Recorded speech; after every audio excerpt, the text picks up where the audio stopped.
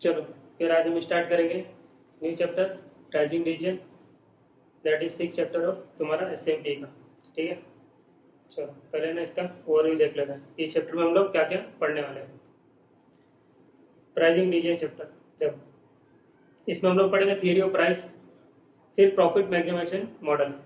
ये जो profit maximisation model है ना, ये बहुत बहुत मस्त कॉन्सेप्ट है। इसके ऊपर ना प्रैक्टिकल क्वेश्चन भी एग्जाम में आते हैं, 10 से 20 मार्क का एग्जाम में क्वेश्चन आ सकते हैं। और एक ये कॉन्सेप्ट है जिसके ऊपर तुम्हारा ज्यादातर प्रैक्टिकल क्वेश्चन है जो एग्जाम में आने के चांसेस रहते हैं। बाकी मोस्ट ऑफ द चैप्टर में थियरी है। ठीक है, pricing under different market structures, different different types of market structure होता है। जैसे अपना ये ओलिगोपोली मार्केट होगा, मोनोपोलिस्टिक मार्केट होगा, तो अलग अलग मार्केट में क्या क्या तुम प्राइसिंग करोगे, तो वो सारी चीजें इसमें थ्योरी पढ़ेंगे। प्राइसिंग पॉलिसी, प्राइसिंग पॉलिसी क्या रखना है हमको, principles of product, product pricing, price sensitive, price customization, तो ये सारी एक करके चीजें हम लोग डीप में अच्छे से पढ़ेंगे। Strategy pricing of new product, अगर कोई नया प्रोडक्ट मार्केट में लॉन्च कर रहे हो तो क्या करना चाहिए, स्कीमिंग लगाना चाहिए, पेनिट्रेशन लगाना चाहिए। स्कीमिंग क्या होता है, पेनिट्रेशन क्या होता है, वो सारी चीजें इसमें पढ़ेंगे। ठीक है, और pricing and product life cycle, product life cycle जो मैंने पढ़ाया है कॉस्ट मैनेजमेंट टेक्निक में, उसका क्या रिलेशन है प्रोडक्ट लाइफ साइकिल का अपना प्राइसिंग के साथ, तो वो सारी चीजें हम लोग इसमें पढ़ेंगे। देखो क्या बोलता है, a pricing decision is one of the most crucial and difficult decision that a firm has to make. Such a decision affects the long term survival of any profit oriented enterprise. क्या बोल रहे हैं कि अगर price तुम लोग ने proper decision नहीं लिया, प्राइसिंग प्रॉपर नहीं किया किसी भी प्रोडक्ट का, न्यू प्रोडक्ट का, एग्जिस्टिंग प्रोडक्ट का, तो तुम्हारा जो लॉन्ग टर्म में सर्वाइवल करना है ना वो मुश्किल हो जाएगा। और प्राइस तुमने प्रॉपर नहीं किया तो क्या होगा, तुम्हारा बिजनेस ऊपर नीचे हो जाएगा, और बिजनेस ऊपर नीचे हो गया तो क्या होगा, तुम ऊपर नीचे हो जाओगे। तो क्या करना चाहिए हमको, प्रॉपर प्राइसिंग करना चाहिए। ठीक है, अब देखो हम लोग ना एक एक कॉन्सेप्ट पढ़ते हैं। सबसे पहले पढ़ते हैं प्रॉफिट मैक्सिमाइजेशन मॉडल, और इस कॉन्सेप्ट को पढ़ाने के लिए मैं एक प्रैक्टिकल क्वेश्चन का सहारा लूंगा, जिससे तुमको बहुत ही अच्छे से समझ में आ जाएगा कि ये क्या बोलना चाहता है। देखो ये जो क्वेश्चन है ना, ये ओल्ड प्रैक्टिस मैंने का क्वेश्चन, ये वाला। ठीक है, तो इसको पढ़ लेते हैं। तो इसको इसके साथ तुम्हारे जो प्रॉफिट मैक्सिमाइजेशन मॉडल है उसका सारा कॉन्सेप्ट क्लियर हो जाएगा। ठीक है,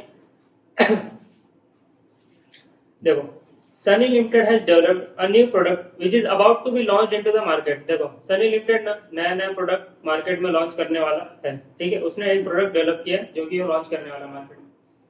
the variable cost of selling the product is ₹17 per unit. तो क्या बोल रहा है, वेरिएबल कॉस्ट जो है वो कितना रुपीज है, ₹17 पर यूनिट है।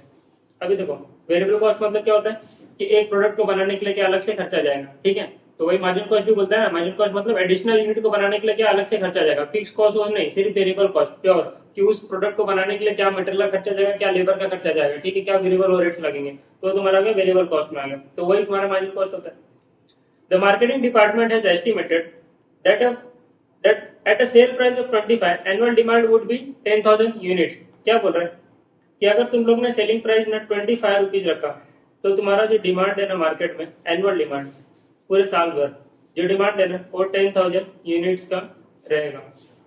ठीक है, तो इसका कहने का मतलब ये है कि तुम अपना सेलिंग प्राइस अगर 25 रुपया रखते हो तो तुम्हारा जो डिमांड है वो कितना रहेगा, 10,000 यूनिट्स का रहेगा। ठीक है, आगे बढ़ते हैं। However, if the sale price is set above 25, मतलब 25 से ऊपर अगर तुम सेल रखोगे, सिंपल है, प्राइस और रिलेशन, प्राइस और डिमांड का क्या रिलेशनशिप होता है, इनवर्स रिलेशनशिप होता है ना। इकोनॉमिक्स में पढ़ा हो 11 12 में, नहीं हाँ नहीं पढ़ते लोग उसमें, तो क्या उसमें क्या रहता है 11 12 में क्या पढ़ा था कि अगर जैसे जैसे प्राइस बढ़ेगा तुम्हारे प्रोडक्ट का वैसे वैसे क्या होगा, वैसे वैसे क्या होगा, वैसे वैसे तुम्हारा डिमांड गिरेगा। सिंपल चीज है ना, तुम मार्केट में जाते हो कुछ भी प्रोडक्ट लेने के लिए, तो अगर सेल लगा रहेगा, प्राइस कम कर दिया रहेगा तो तुम ज्यादा खरीदोगे ना, तो डिमांड ऑटोमेटिक बढ़ गया। और जब सेल नहीं लगा रहेगा, प्राइस वो बढ़ा के बेचेगा, तो तुम बोलोगे नहीं मेरे को तुम्हारे इधर से नहीं लेना है, मेरे को ना दूसरी जगह से लेना है, उस पर प्राइस कम रहता है, तो उधर से लोगे ना, तो इसका डिमांड गिर गया ना, तो उसने प्राइस बढ़ाया तो डिमांड गिर गया। ठीक है, और प्राइस कम किया तो डिमांड बढ़ गया, तो इनवर्स रिलेशनशिप होता है कभी प्राइस और डिमांड के बीच में। ठीक है, तो वही लिख रहा है कि अगर cell price is set about 25, sales demand would fall by 500 units for each 0.5 increase above 25। क्या बोल रहा है, नहीं सर कुछ नहीं समझा। ठीक है, नहीं समझा उसके लिए तो आया हूँ। अभी देखो यहाँ पे क्या लिखा है, वो लाइन को छोड़ते हैं, अभी हम लोग उसको उसका पोस्टमार्टम करेंगे, आगे बढ़ते हैं।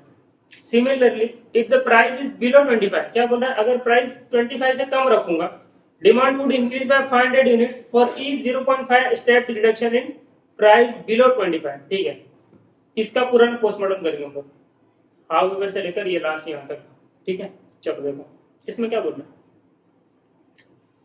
कि सर 25 रुपए के प्राइस पे ना 10,000 का यूनिट का डिमांड है मेरा मार्केट में। अगर मैं 25 रुपए रखता हूँ सेलिंग प्राइस तो मेरा डिमांड जो है 10,000 यूनिट्स का है। ठीक है, 25 रुपए से ऊपर कितना भी बढ़ाऊंगा तो मेरा डिमांड गिरेगा, और 25 रुपए से कम करूंगा सेलिंग प्राइस तो मेरा डिमांड बढ़ेगा। ठीक है, ये समझ में आता है कि मेरा प्राइस गिरेगा तो डिमांड बढ़ेगा, प्राइस बढ़ेगा तो डिमांड गिरेगा, उल्टा रिलेशनशिप होता है। ठीक है, कितना बढ़ेगा कितना गिरेगा कितने रुपए से, वो इधर पे इंफॉर्मेशन दिया हुआ है। देखो वापस से पढ़ते हैं। However if the sale price is set about 25, sales demand would fall by 500 units. Sales मेरा जो डिमांड है वो 500 यूनिट से कम होगा, कम होगा मतलब कितना हो जाएगा 9,500 होगा यूनिट्स हो जाएगा। लेकिन कब कब कब यहाँ पे क्या बोला, ईच 0.5 इंक्रीज अबाउट 25। तो 25 से ऊपर मैं 0.5 और बढ़ाता हूँ। जैसे 25 से मैंने क्या किया प्लस 0.5 बढ़ा दिया 0.5 रुपीज, तो कितना हो गया 25.50। तो मैंने 0.5 बढ़ा दिया ना तो मेरा डिमांड 500 से गिर गया। तो 25.5 रुपीज अगर मैं सेलिंग प्राइस रखता हूँ तो मेरा जो डिमांड है वो 9,500 यूनिट्स का रहेगा। ये समझ में आता है? हाँ, ये भी समझ में आता है। और 25 से सेम उल्टा रिवर्स कि 25 से अगर 0.5 कम कर दूंगा तो मतलब अगर मैं 25 से इसको ना मैं इसको थोड़ा नीचे रखता हूँ 25 से अगर मैं उल्टा जाता हूँ 0.5 ना मैं कम करता हूँ 0.5 मतलब यहाँ पे 24.5 करता हूँ तो मेरा डिमांड 500 से प्लस हो जाएगा। तो पहले कितना था 10,000 था तो 10,000 से 10,500 हो जाएगा। ये समझ में आता है? ये समझ में आता है। ठीक है, चलो ये समझ में आता है। हाँ, अब देखो अब हमको क्या चाहिए, हमको ना डिटरमाइन करना है ऐसा price which would maximize Sunny Limited profit in the next year. क्या बोल रहा है, हमको ऐसा प्राइस डिसाइड करना है जिसके ऊपर ना तुम्हारा सनी लिमिटेड का सबसे ज्यादा प्रॉफिट हो, मैक्सिमम प्रॉफिट हो, उस रुपीज पे कमाता हो। वो कैसे पता चलेगा, 25 में मैं जैसे जैसे कम करूंगा मेरा डिमांड बढ़ेगा, लेकिन सेलिंग ये क्या होगा प्राइस मेरा बढ़ रहा है। ठीक है, और डिमांड गिर रहा है, और प्राइस मैंने कम किया तो डिमांड बढ़ रहा है प्राइस गिर रहा है। अब ऐसा कौन सा पॉइंट ऑफ टाइम आएगा, ऐसा कौन सा प्राइस होगा जिस पर मेरा डिमांड मेरा प्रॉफिट सबसे मैक्सिमम रहेगा। प्रॉफिट कैसे निकलता है, प्रॉफिट कैसे निकलता है, total revenue minus total cost, इसमें ऐसा मेरा प्रॉफिट निकलता है। तो मैं क्या करूँ, एक एक करके कैलकुलेट करूंगा।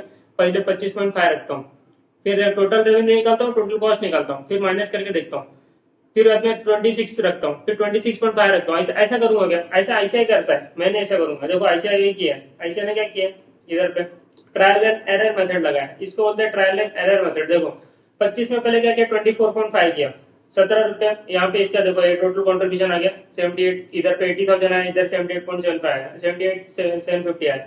फिर उसने और क्या 0.5 कम किया तो यहाँ 70। अब इसको सपना आ गया कि अब यहाँ तक ही रुकना है हमको। ठीक है, अब 25 से 25.5 करते हैं तो यहाँ पे इतना आया, फिर 26 क्या इतना आया, 27 क्या। अब मेरे को थोड़ी ना एग्जाम में ऐसा सपना आएगा कि अब मेरे को इतने पे रुकना है, अब यहाँ से प्राइस बढ़ा के देखते हैं। एक बार प्राइस नीचे गिराने का 1 रुपया 8 आना 0.5, अब प्राइस बढ़ाने का अब चेक करते हैं। ऐसा थोड़ी ना सपना आएगा मेरे को कि कौन से पॉइंट ऑफ टाइम पे मेरे को ट्रायल एरर मेथड हमको नहीं इसने आएगा ही नहीं, हमको नहीं कर पाएंगे हम एग्जाम में। इधर पे तो ऐसे ने बता दिया 81,000 इज मैक्सिमम, इस यहाँ पे सबसे ज्यादा कॉन्ट्रीब्यूशन उसको मिल रहा है, फीस कॉस्ट दिया हुआ नहीं है तो प्रॉफिट निकल सकते हो, वैसे फीस होता है इररिलेवेंट है। यहाँ पे 81,000 आ गए 26 रुपीज पे बेचो, चलो इसने ये आंसर बता दिया ऐसे। ठीक है, अब हम क्या करेंगे, हमको तो नहीं पता ना, तो हम क्या करेंगे, तो हमको ना इकोनॉमिक्स में ना पढ़ाया जाता है में नहीं पढ़ाया जाता। हाँ नहीं पढ़ाएगा, हम लोग कहाँ पढ़ते हैं, नहीं पढ़ते ना। चलो देखो हम लोग इकोनॉमिक्स में क्या पढ़े थे कि जब मार्जिनल रेवेन्यू और मार्जिनल कॉस्ट जब इक्वल पॉइंट ऑफ इक्वल होते हैं ना, या ऐसा ग्राफ कुछ पढ़ा होगा ना, ऐसा ग्राफ में ऐसा रेवेन्यू ऐसा ऐसा ऐसा जाता है, ऐसा बाद में नीचे गिरने लग जाता है, फिर कॉस्ट तो ऐसा सेम ही रहता है, फिर ये जो पॉइंट ऑफ टाइम होता है इसको बोलते हैं इधर पे marginal revenue is equal to marginal cost. This is point of time जहाँ पे तुम्हारा जो टोटल तुम्हारा जो सबसे ज्यादा मैक्सिमम प्रॉफिट इस पॉइंट ऑफ टाइम के बाद होगा, उसके बाद तुम्हारा रेवेन्यू गिरने लगेगा लेकिन कॉस्ट बढ़ते जाएगा, तो तुम्हारा जो टोटल प्रॉफिट है वो गिरेगा, मतलब बढ़ेगा नहीं गिरेगा। ठीक है, तो ऐसा कुछ सीखा था हम लोग ने। ठीक है, तो हम लोग को ये पता है कि जब marginal revenue is equal to marginal cost होता है तो मेरा तो क्या तो मेरा सबसे ज्यादा प्रॉफिट होता है। हाँ ये मेरे को पता है। क्या मार्जिनल कॉस्ट हमको क्वेश्चन में दिया हुआ है? हाँ दिया हुआ है। मार्जिनल कॉस्ट मतलब वेरिएबल कॉस्ट कितना दिया हुआ है? 17 रुपीज दिया हुआ है। ठीक है 70 रुपीज दिया हुआ है। यही दिया है ना वेरिएबल कॉस्ट, इधर पे देखो ना 1 यूनिट का, ये यही तो है 70 रुपीज दिया हुआ है ना वेरिएबल कॉस्ट। चलो ये दिया हुआ है, अच्छी बात है। अब मार्जिनल रेवेन्यू में कैसे निकालना? मार्जिनल रेवेन्यू निकालना इज वेरी टफ टास्क। ठीक है तो अब हम उसके लिए क्या करेंगे? देखो पहले तो ना मार्जिनल रेवेन्यू का मतलब समझा लेते हैं। मार्जिनल रेवेन्यू मतलब क्या होता है? देखो 25 रुपए में मैंने बेचा, टोटल रेवेन्यू कितना है? 26 रुपए में मैंने बेचा, टोटल रेवेन्यू कितना है? दोनों के बीच में जो डिफरेंस है उसको बोलेंगे एक एडिशनल यूनिट बेचने से इतना मेरे को एक्स्ट्रा प्रॉफिट, इतना मेरे को एक्स्ट्रा कंट्रीब्यूशन या प्रॉफिट मिला, उसको बोलेंगे additional revenue due to additional unit 1 unit of sales. ठीक है तो उसको बोलेंगे मार्जिनल रेवेन्यू। मार्जिनल का मतलब होता है वही इंक्रीज ऑफ 1 यूनिट की वजह से कितना इंक्रीज प्रॉफिट हुआ, वो तुम्हारा हो गया मार्जिनल रेवेन्यू। तो मार्जिनल रेवेन्यू निकालने से पहले तुमको टोटल रेवेन्यू पता रहना चाहिए। टोटल रेवेन्यू कैसे निकालते? तो देखो टोटल रेवेन्यू कैसे निकालते? रेवेन्यू कैसे निकालते? टोटल रेवेन्यू कैसे निकालते? जो क्वांटिटी तुम बेचे हुए, टोटल क्वांटिटी जो बेचे हुए इनटू जो प्राइस में बेचे हुए। मैंने टोटल मैंने 100 क्वांटिटी बेची इनटू प्राइस, ऐसे निकलेगा ना टोटल रेवेन्यू। ठीक है मैं टोटल रेवेन्यू निकाल दिया। अब मुझे वो कैसे पता चलेगा कि कौन से पॉइंट ऑफ टाइम पे मेरा यही सेलिंग प्राइस होना चाहिए कि उस पे मेरा मार्जिनल रेवेन्यू और मार्जिनल कॉस्ट दोनों इक्वल आ रहे हैं? तो वही तो मैं निकाल रहा हूँ ना। मार्जिनल रेवेन्यू पहले मैं निकालना है मुझे, लेकिन मुझे पता है टोटल रेवेन्यू ऐसे निकलता है। ठीक है प्राइस कैसे निकलता है ये पता है? प्राइस कैसे निकलता है? देखो प्राइस कैसे निकलता है, इसने देखो यहाँ पे ना 25 रुपीज के सेलिंग प्राइस पे कितने का डिमांड है? 10,000 का डिमांड है। इतना समझ में आता है? क्वेश्चन में दिया हुआ ठीक है 25 रुपीज के सेलिंग प्राइस पे डिमांड जो है वो 10,000 यूनिट का है। ये यूनिट का डिमांड है। ठीक है इतना ध्यान से, एकदम ध्यान से देखना। ये नहीं समझा आगे पूरा कुछ नहीं समझेगा, इसके लिए इंपॉर्टेंट चीज है यहाँ पे ध्यान से देखो। 25 रुपए के सेलिंग प्राइस पे कितना डिमांड है? 10,000 का डिमांड है। हाँ ये मेरे को समझता है। ठीक है अभी मुझे एक बात बताओ कि क्वेश्चन में ये दिया हुआ है ना, मतलब ये दिया ही रहेगा कि 0.5 सबका अलग अलग रहेगा। ठीक है 0.5 अगर मैं प्राइस में इंक्रीज या डिक्रीज करता हूँ, 0.5 इंक्रीज या डिक्रीज करता हूँ तो क्या होता है? तो मेरा जो डिमांड है, डिमांड वो 500 यूनिट से इंक्रीज या डिक्रीज होता है। ये मैंने पढ़ा, हाँ पढ़ा कि नहीं पढ़ा? अब भी पढ़ा ऊपर, वापस दिखा देते हैं। देखो यहाँ पे क्या लिखा? However, if the sale price is set above 25, sales demand would fall by 500 units for each 0.5 increase above 25। तो 25 से ऊपर 0.5 मैं करूंगा तो मेरा डिमांड 500 यूनिट से गिरेगा। ठीक है तो देखो वही मैंने लिखा कि 0.5 से ऊपर नीचे करने पे सेलिंग प्राइस में, कौन से सेलिंग प्राइस में? 25 रुपए में आप जो भी ऊपर नीचे करूंगा मैं। ठीक है क्योंकि बेस यहाँ पे 25 लिया है तो 25 रुपए में अगर 0.5 में ऊपर करता हूँ तो 500 यूनिट क्या होगा? डिमांड गिर जाएगा। और नीचे करता हूँ तो 500 यूनिट क्या होगा? डिमांड बढ़ जाएगा। मेरे को 500 यूनिट का नहीं चाहिए, मेरे को ना 1 यूनिट का चाहिए। 1 यूनिट के लिए, 1 यूनिट का डिमांड ऊपर नीचे करने के लिए मुझे कितना प्राइस में फ्लक्चुएशन करना पड़ेगा? नहीं समझा? सिंपल ना 1 यूनिट के लिए मैं निकाल रहा हूँ कि ये तो 500 यूनिट डायरेक्ट गिर जाएगा। मेरे को क्या करना है? मेरे को 1 यूनिट मेरा डिमांड गिराने का तो मैं कितना रुपीज बढ़ाऊं? एक ही यूनिट डिमांड गिराने का कितना रुपीज बढ़ाऊं? तो देखो एक यूनिट के लिए 0.5 इंटू 1 डिवाइड बाय 500, 0.01। तो देखो अगर मैं 0.01 रुपीज में अगर 25 रुपए में गिराता हूं तो मेरा एक डिमांड बढ़ेगा, और बढ़ाता हूं तो एक डिमांड गिरेगा। समझ में आता है? हाँ मेरे को ना 10,000 का डिमांड है पूरा खत्म करने का। मेरे को ना ये 10,000 का जो डिमांड है ना वो पूरा खत्म करने का। तो मैं क्या करूं? तो सर 1 यूनिट के लिए तुम 0.01 बढ़ा दो प्राइस, तो 10,000 यूनिट तुमको पूरा ही डिमांड खत्म करना है तो तुम कितना बढ़ा दो? 0.001 इंटू 10,000। तो सर आप 10 रुपया बढ़ा दो। नहीं समझा क्या? सिंपल ही है ना, 10 रुपया बढ़ा दूंगा। 1 यूनिट के लिए 0.01, 1 यूनिट के लिए 0.001 रुपीज में बढ़ा दूं तो मेरे को ना 10,000 यूनिट का डिमांड खत्म करने का। तो कितना रुपीज बढ़ाऊंगा? सिंपल ना 10,000 इंटू 0.001। तो मैं 25 रुपए में 10 रुपया बढ़ा देता हूँ, डायरेक्ट 35 कर देता हूँ प्राइस। तो मेरा जो डिमांड है ना वो 10,000 यूनिट रहेगा। सॉरी 0 यूनिट रहेगा, 0 यूनिट रहेगा डिमांड। कैसे? अब तुम खुद ना घर पे बैठना और सॉल्व कर, ऐसा कर लेना। देखो ऐसा करना ₹25 लेना, इसमें 10,000 का डिमांड है। फिर इसमें 0.5 बढ़ाना, 25.5 बढ़ाना तो 9,500 हो जाएगा। 500 यूनिट से गिर गया, 50 पैसा बढ़ाया तो फिर 26 कर देना तो 9,000 हो गया। फिर 26.5 कर देना तो 8,500 हो जाएगा। फिर 27 कर देना तो 8,000 हो जाएगा। ठीक है, फिर उसके बाद 27.5 कर देना तो यहाँ पे 7,500 हो जाएगा। फिर 28 कर देना तो यहाँ 7,000 हो जाएगा। ऐसे ऐसे जाओगे ना 35 तक तो यहाँ पे डिमांड 0 हो जाएगा। वो मैंने डायरेक्ट यहाँ पे निकाल दिया। ठीक है, ये समझ में आता है। लेकिन निकला कैसे से? देखो मैंने क्या किया, जो ₹25 बेस था उसमें ₹10 बढ़ा दिया, ₹35 कर दिया। अब मुझे ये पता है कि ₹35 के सेलिंग प्राइस पे डिमांड इज 0। ₹35 के सेलिंग प्राइस पे डिमांड इज 0। अब मुझे ना प्राइस डिसाइड करना है। मुझे ना मैं यही ऊपर ऊपर यही पूछ रहा था कि प्राइस कैसे निकलता है, यही मैं पूछ रहा था। तो अब मैंने ये प्राइस निकाला ना, ये प्राइस निकाला कि नहीं निकाला? निकाला ना, हाँ निकाला। अब मुझे ना डिमांड ना मेरे को आप धीरे धीरे करके बढ़ाना है। मेरे को ना 500 यूनिट का डिमांड करना है। तो कितना करो? तो देखो 0.001 रुपीज, इतना रुपया एक यूनिट के लिए।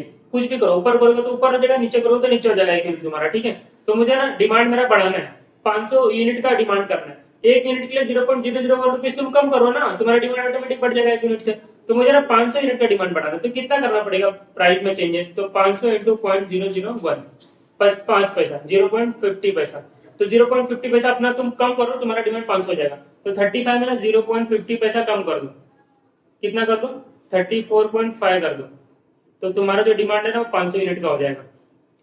ये समझ में आता है? ये मैंने प्राइस निकाल लिया कि मुझे अगर 500 यूनिट बेचना है तो मैं प्राइस अपना 34.5 रखूंगा, तो मेरा 500 यूनिट ऑटोमेटिकली बिक जाएगा। ये किस लिए करते हैं कि मैं कितना प्रोडक्शन कर रहा हूँ। मैं अगर 1000 प्रोडक्शन कर रहा हूँ तो मैं ये प्राइस रखूंगा। मैं अगर 2000 प्रोडक्शन कर रहा हूँ तो ये करूंगा। अब मेरे को 2000 डिमांड बढ़ाना है, तो 0 से मुझे 2000 करना है। तो क्या करूंगा? 2000 इंटू 0.001, तो मैं ना दो रुपया कम करूंगा। तो 35 में 33 कर दूंगा, तो मेरा 2000 का डिमांड हो जाएगा।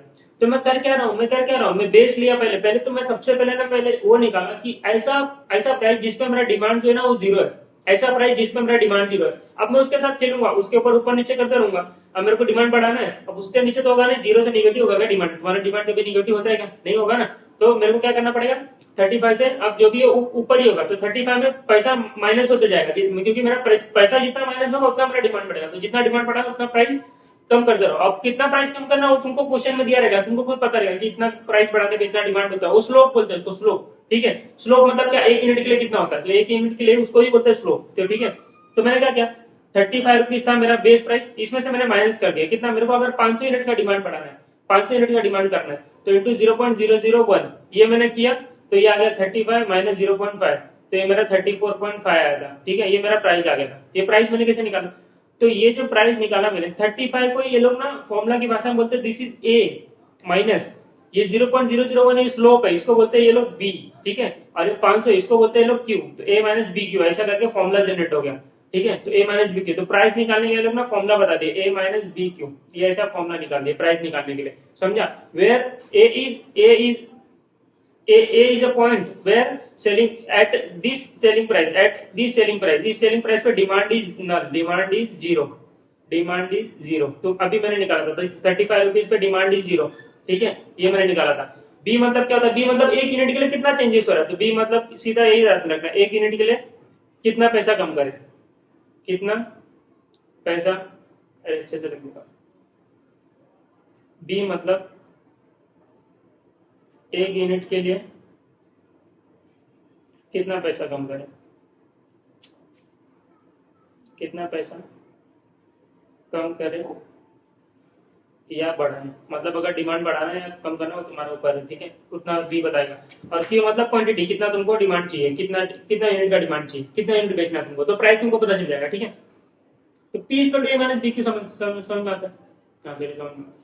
अब देखो मैंने तुमको बताया था ऊपर कि टोटल रेवेन्यू कैसे निकलता है। टोटल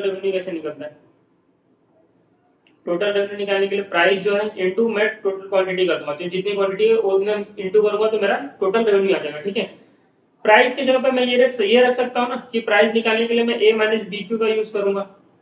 ये तो अभी मैंने ऊपर बताया ना कैसे आया, फॉर्मूला कैसे निकला वो बताया ना मैंने ऊपर। तो ए माइनस बी क्यू रख सकता हूँ मैं प्राइस की जगह पे, इनटू यहाँ पे क्वांटिटी। ठीक है, ये मेरा टोटल रेवेन्यू आ जाएगा। ठीक है, ये मेरा टोटल रेवेन्यू आ जाएगा। अब देखो यहाँ पे क्यू दोनों जगह पे दोनों से मल्टीप्लाई होगा, ये तो आता है ना इतना सब छोटा मोटा चीज, तो ए क्यू हो जाएगा, ये बी क्यू स्क्वायर हो जाएगा। तो ये टोटल रेवेन्यू निकालने का फंक्शन हो गया। तुम इकोनॉमिक्स में पढ़ोगे ये कैसे निकलता है total revenue, this is function of revenue, इसको बोलते हैं रेवेन्यू का फंक्शन, ठीक है, कि रेवेन्यू निकालने का ये फंक्शन होता है, ठीक है। अब देखो मुझे ना टोटल रेवेन्यू नहीं चाहिए था, टोटल रेवेन्यू नहीं चाहिए था, मुझे मार्जिनल रेवेन्यू चाहिए था कि एक यूनिट एक्स्ट्रा बेचने से कितना पैसा मिलता है, तो मुझे टोटल रेवेन्यू मिल गया।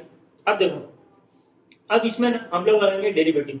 क्या होता है डेरिवेटिव, डिराइव करता है ना function to the function revenue, revenue to the function quantity, quantity हमको पता करना है ना कि कितने क्वांटिटी बेचूंगा तो एडिशनल यूनिट पे किस क्वांटिटी पे तुम्हारा जो मार्जिनल रेवेन्यू और marginal quantity marginal cost equal रहेगा, तो इसका ना डेरिवेटिव लिया जाता है इसके लिए।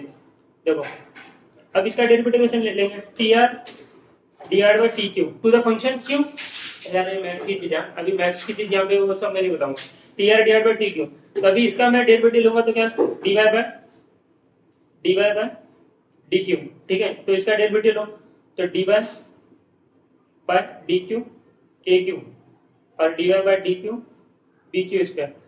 तो ये डेरिवेटिव का फंक्शन था, तो डेरिवेटिव इसका क्या रूल क्या था, नहीं सब भूल गया, छोड़ो, यहाँ पे ना ए लिख दो इसका रूल था 2x लिखा रहेगा तो 2 आता था ना, वैसे ए क्यू लिखा रहेगा तो ए आएगा, और 2x रेज टू एन तो N X N minus one, नहीं कुछ नहीं पता, तो ये इधर पे आ जाएगा, टू बी क्यू और जो 2 माइनस वन तो यहाँ पे 1 रहेगा, ठीक है। तो ये हो गया मार्जिनल रेवेन्यू निकालने का फॉर्मूला यहाँ से बना, ठीक है, मार्जिनल रेवेन्यू ए माइनस 2 बी क्यू, ये समझ में आया? Yes sir. सोचते थे तो तुम सब ए माइनस 2 बी क्यू, ठीक है। तो ये हो गया माइनस रेवेन्यू निकालना है मुझे, चलो इतना तो आया, बहुत लंबी कथा थी, यहाँ तक बोल पाएंगे। चलो चलो चलो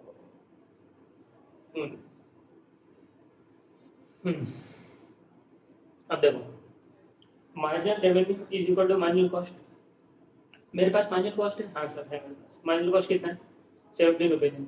मार्जिनल रेवेन्यू कैसे निकालते हैं अभी देखा, ए माइनस 2 बी क्यू ऐसे निकालते हैं, ठीक है, फॉर्मूला कैसे निकाल वो भी समझ में आ गया, ठीक है। अब ए की जगह पे मैं क्या करूँ, ए जहाँ पे प्राइस ऐसा प्राइस जिस पर डिमांड 0 था तो मैंने निकाला था 35 रुपीज, 35 रुपीज यहाँ पे इतना जल्दी बोल जाता है, देखो 35 रुपीज से मैंने निकाला था ना, 35 पे डिमांड 0, कैसे निकालता है यहाँ पे ऐसे ऐसे माइनस माइनस करके आया डायरेक्ट भी निकाल लेता हमने, ठीक है। तो 35 पे डिमांड 0 था तो मैंने ए की जगह पर लिख दिया 35, टू बी क्या था स्लोप, एक यूनिट के लिए कितना चेंजेस, तो 0.01 था ना, एक यूनिट के लिए 0.001 रुपीज कम ज्यादा करो, क्वांटिटी तो पता करना है कि ऐसी कौन सी क्वांटिटी है जिसके ऊपर मार्जिनल कॉस्ट और मार्जिनल रेवेन्यू ये इक्वल होंगे, तो वही तो उसकी जगह पे रख रहा हूँ, सब पुट कर रहा हूँ, तो वैसे आ जाएगा वैल्यू। अब देखो 35 17 को इधर पे ले लेते हैं माइनस 17, और ये पूरा माइनस उठा के ना उधर पे डाल देते, तो उधर पे आएगा तो प्लस हो जाएगा, तो 2 इंटू 0.001 तो ये हो जाएगा 2 इंटू 0.001 तो हो जाएगा 0.002 क्यू, ठीक है, उधर पे से 35 माइनस 17 डिवाइड बाय 0.002, ये जो मैच है 9000, तो ये 9000 आ गया। तो 9000 की क्वांटिटी अगर हम बेचेंगे तो हमारा डिमांड जो है जो रेवेन्यू है सबसे ज्यादा मैक्सिमम रहेगा। तो क्वांटिटी तो मुझे पता गया, अब ये क्वांटिटी की प्राइस निकालनी, तो कैसे निकालेंगे, हमको पता है 35 पे डिमांड 35 के प्राइस पे डिमांड 0 है, ठीक है, मेरे को डिमांड 9000 तक बढ़ाने का, ठीक है, तो 35 में कुछ तो प्राइस कम करना पड़ेगा, कितना प्राइस कम करूँ, तो एक के लिए 0.01 था तो 0.001 था, तो 9000 डिमांड बढ़ाने के लिए कितना रुपया कम करना पड़ेगा, 9000 इंटू 0.001 9 रुपया, तो 9 रुपया कम कर दो, तो 35 में 9 रुपया कम कर दो तो कितना हो जाएगा 35 माइनस 9 तो 26 रुपीज, तो 26 रखो, डिमांड ऑटोमेटिकली 0 हो जाएगा। तुम अपने उधर से भी करके देखना है, देखो यहाँ पे अपने ऐसे ने बताया था ना 25 रुपए पे डिमांड 10,000 था, फिर 25 रुपए में 0.5 बढ़ाएंगे मतलब 25.50 करेंगे तो डिमांड और 9,500 हो जाएगा, 500 से गिर जाएगा, फिर और 26 करेंगे तो 9,000 आ जाएगा। देखो ये आ भी गया ना यहाँ पे 9,000, हमारा डायरेक्ट यहाँ से आ गया फॉर्मूले से, मतलब डायरेक्ट हम लोग ने विदाउट फॉर्मूला कर लिया, तो ये वैसे ही निकला है। देखो ये 35 में मैंने 9 रुपया कम किया ना, 35 में 9 रुपया कम किया ना, तो 9 रुपया कैसे आया, ये 9000 इंटू 0.001, तो ये 9000 क्या था, ये क्वांटिटी था, ये क्या था, ये बी था, और 35 क्या था, ए था, तो ए माइनस बी क्यू ऐसे ही आया ना, ए माइनस बी क्यू से आया ना 26 रुपीज, तो ये हो गया मेरा। तो अब देखो ऐसे का आंसर यहाँ पे देख लो, अब इससे हम लोग निकाल सकते हैं ना, हमको उसकी जरूरत ही नहीं अब ये ट्रायल एरर मेथड की, तो ये लोग ने ट्रायल एरर से निकाला था, तो कितना निकाला था ये लोग ने, ये लोग का भी 26 आया था, ये लोग का भी 26 आया था, अपना भी 26 आ गया, तो ये समझ में तो ये जो मैंने तुमको सिखाया ना, इसी को बोलते हैं प्रॉफिट मैक्सिमाइजेशन मॉडल। ठीक है, कि प्रॉफिट कब तुम्हारा मैक्सिमम होगा वो मॉडल बताओ। तो मार्जिनल कॉस्ट और मार्जिनल रेवेन्यू जब इक्वल होगा तो that is the point, that will be the point जब तुम्हारा प्रॉफिट एकदम मैक्सिमम होगा। तो ये इसका हम लोग ने पूरा पोस्टमार्टम कर दिया कि मार्जिनल रेवेन्यू मार्जिनल कॉस्ट कैसे इक्वल हो गया। तो मार्जिनल कॉस्ट जब 17 रुपया था, ये हमको पता था, मार्जिनल रेवेन्यू हमको निकालने आता नहीं था, तो हमने क्या किया, टोटल रेवेन्यू निकाला। टोटल रेवेन्यू कैसे निकलता है, प्राइस इंटू क्वांटिटी। ठीक है, अब प्राइस कैसे निकलता है तो उसका तो हमने पूरा पोस्टमार्टम कर दिया कि प्राइस कैसे निकलता है। ठीक है, प्राइस निकालने का जो फॉर्मुला है ए माइनस बी क्यू कैसे आया हो कि तुमको समझ में आया होगा, ए माइनस बी क्यू का कैसे फॉर्मुला है। ठीक है, फिर उसके बाद हम लोग ने टोटल रेवेन्यू निकाला, टोटल रेवेन्यू में प्राइस की जगह पे डाल दिया ए माइनस बी क्यू। ठीक है, फिर ये रेवेन्यू का फंक्शन बन गया। रेवेन्यू का फंक्शन का हमने डेरिवेटिव ले लिया, क्योंकि हमको क्या चाहिए था, ऐसा क्वांटिटी जिसमें marginal revenue marginal cost equal है। तो मार्जिनल रेवेन्यू कैसे आएगा, तो मार्जिनल रेवेन्यू निकालने के लिए हमने क्या किया, उसका डेरिवेटिव ले लिया, और डेरिवेटिव लिया तो कैसा है, marginal revenue is equal to A minus 2 B Q.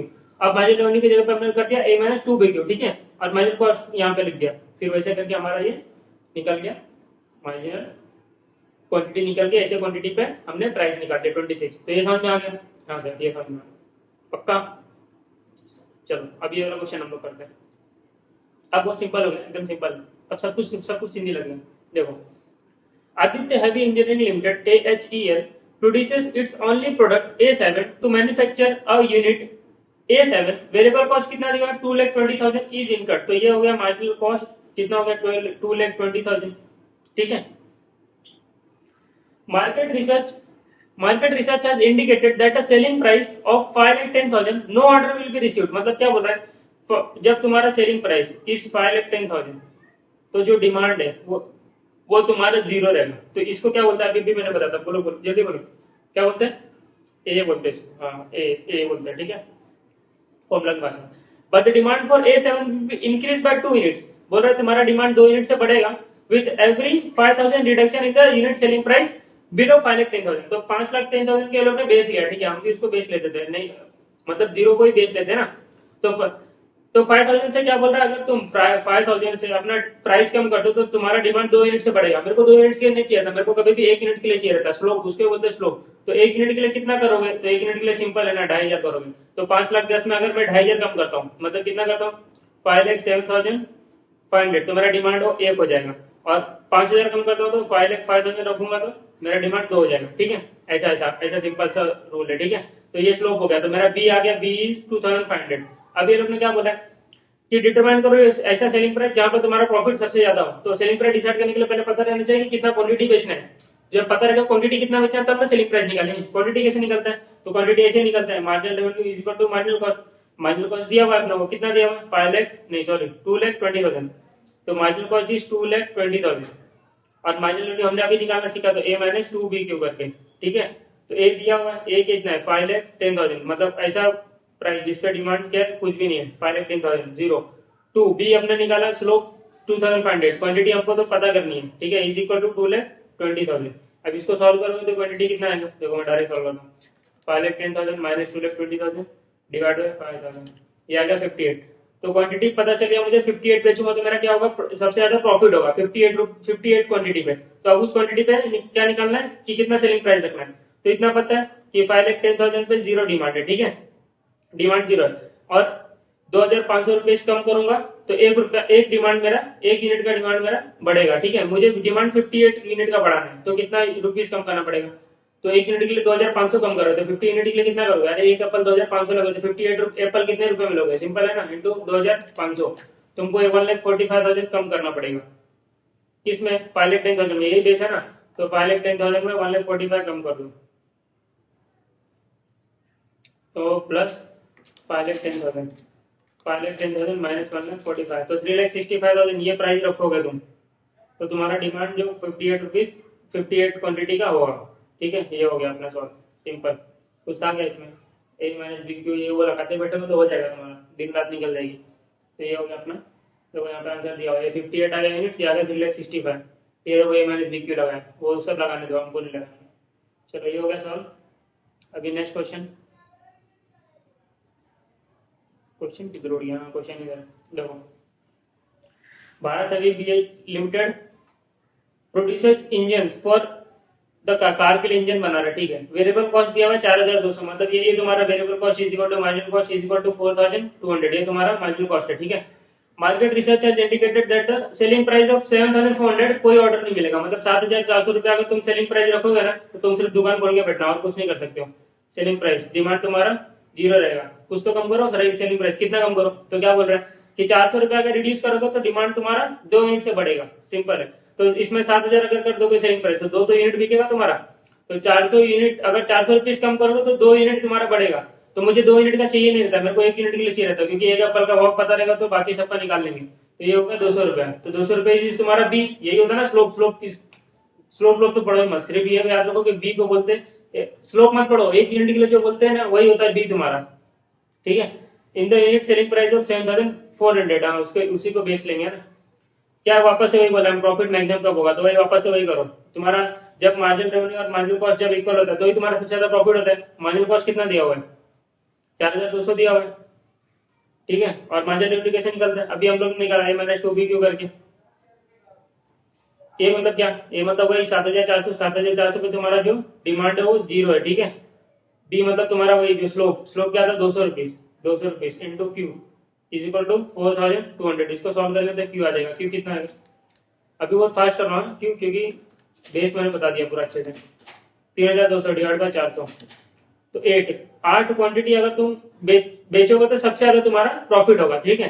तो कैसे निकालेंगे, 8 क्वांटिटी के लिए प्राइस क्या होगा, तो हम लोग ने देखा था 7,400 पे डिमांड जीरो, और एक यूनिट का अगर डिमांड बढ़ाने तो 200 रुपया तुम कम करो, ठीक है। तो 8 यूनिट के लिए कितना करोगे, तो 8 इंटू 200 1600 कम करोगे, तो इसमें 1600 कम कर दो ना चुपचाप, तो 7,400 5,800 रख दो प्राइस, तुम्हारा 8 का डिमांड फुलफिल हो जाएगा, ठीक है।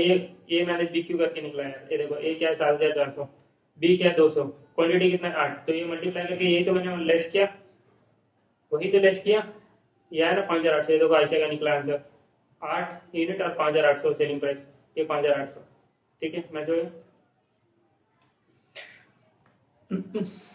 ये समझ में आता है, बहुत फास्ट है क्या, हाँ तो फास्ट ही जाना पड़ेगा, टाइम बहुत कम है अपने पास।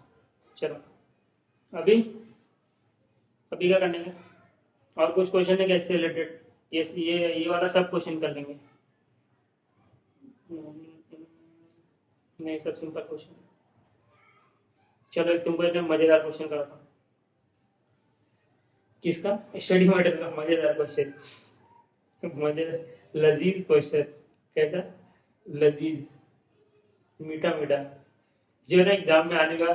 जब मैं पढ़ रहा था, जब मैं सोच रहा था एग्जाम दूंगा, तब से मैं सोच रहा हूँ क्वेश्चन एग्जाम में आया, अभी तक एग्जाम में नहीं आया, क्या पता तुम्हारे एग्जाम में आ जाए, फिर तुम लोग मेरे को ना थैंक यू बोलोगे, बराबर।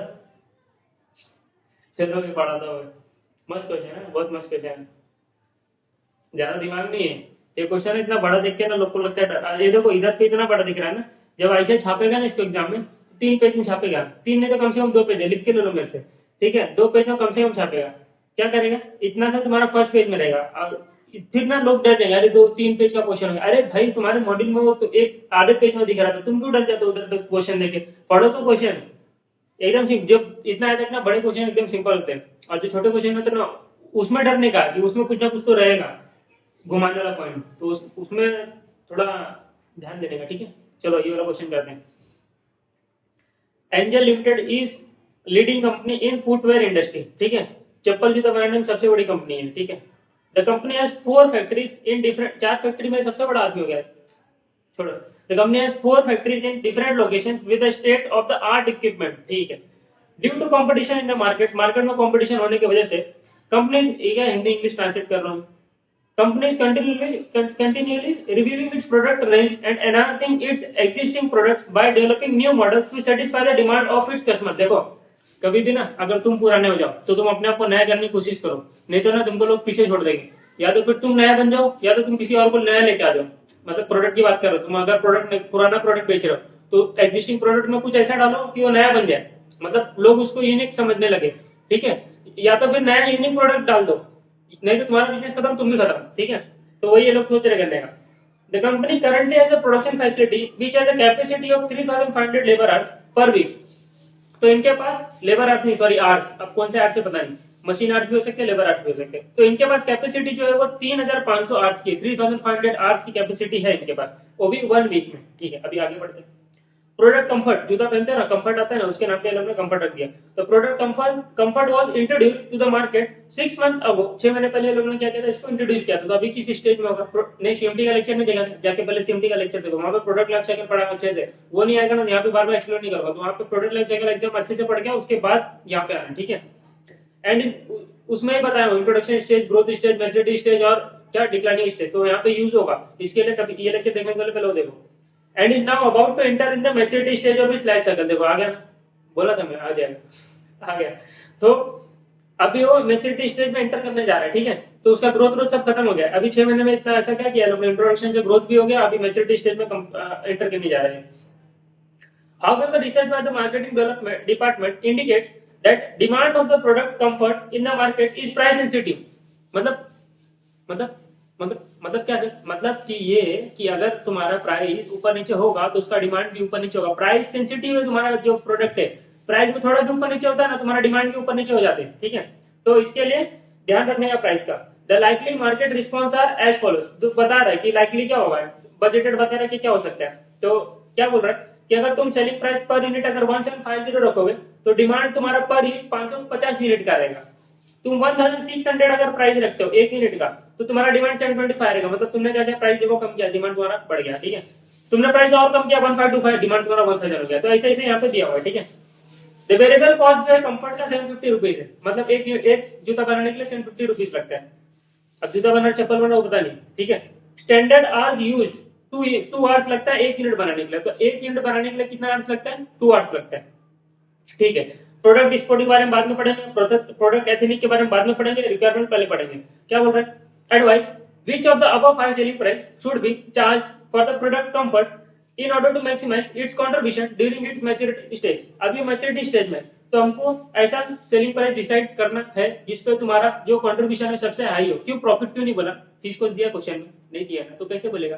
तो वेरिएबल कॉस्ट और सेलिंग प्राइस दिया है तो कंट्रीब्यूशन ही आता है। और what do mean by contribution, that will contribute to recovery of fixed cost. छोड़ो, अभी देखो सेलिंग प्राइस दिया हुआ है यहाँ पे और वेरिएबल कॉस्ट दिया हुआ है, तो मैं सेलिंग प्राइस और वेरिएबल कॉस्ट को माइनस करूंगा तो कंट्रीब्यूशन आ जाएगा पांचों स्टेप में, मतलब पांचों सिचुएशन में, ठीक है। अब पांचों सिचुएशन में इंटू इंटू क्वांटिटी भी दिया हुआ, तो इंटू इंटू क्वांटिटी भी कर दूंगा तो कंट्रीब्यूशन आ जाएगा पांचों सिचुएशन में। अब देखूंगा सबसे ज्यादा कंट्रीब्यूशन किधर है, बच्चे लोग का पांचों का सवाल दिया हुआ, ठीक है। चलो इधर पे सॉल्यूशन करते हैं। तो यहाँ पे सिचुएशन लिख देते हैं, नहीं छोड़ो, सिचुएशन क्या करना है, पर्टिकुलर्स। इधर पे लिखूंगा सेलिंग प्राइस, इधर पे लिखूंगा वेरिएबल कॉस्ट, इधर पे लिखूंगा कंट्रीब्यूशन, ठीक है। पांच सिचुएशन, एक दो तीन चार, एक दो तीन चार पाँच, थोड़ा छोटा पड़ेगा,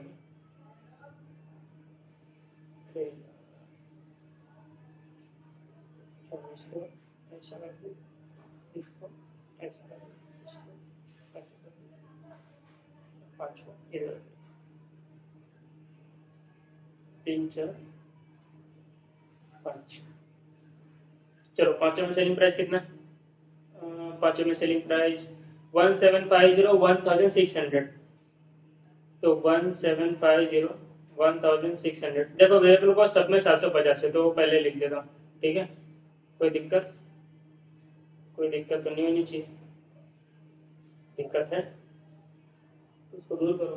1600 और 1525 सिचुएशन 3 में यहाँ पे 1525, सिचुएशन 4 1450 प्राइस रखा मैंने, और सिचुएशन 6 इज 1300, सॉरी सिचुएशन 5 ये 1450 1300, ठीक है।